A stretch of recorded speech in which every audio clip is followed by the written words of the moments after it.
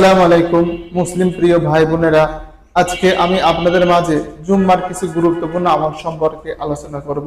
এক নম্বর, বেশি বেশি দরুদ শরীফ পাঠ করা। রাসূল সাল্লাল্লাহু আলাইহি ওয়াসাল্লাম বলেছেন, এই দরুদ শরীফ আমার সামনে পড়ানো হয়, তাই জুম্মার দিন সকাল হতে সন্ধ্যা পর্যন্ত বেশি বেশি করে দরুদ শরীফ পাঠ করতে বলা হয়েছে। দ্বিতীয় নাম্বার, রাসূল সাল্লাল্লাহু আলাইহি ওয়াসাল্লাম বলেছেন, জুম্মার দিন ফজরের নামাজ সালাতে আদায় করতে। সব সালাতের চেয়ে শ্রেষ্ঠ সালাত হচ্ছে এই ফজরের নামাজ।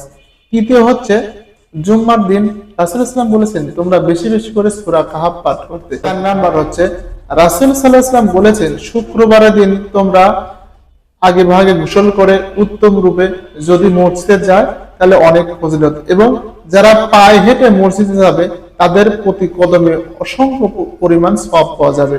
পাঁচ দিন সবচেয়ে ইবাদতের শ্রেষ্ঠ দিন। ইসলামিক স্কলাররা এই সময়কে আসর হতে সূর্য অস্ত পর্যন্ত সেই সময়কে নির্ধারণ করেছে। আসসালামু আলাইকুম।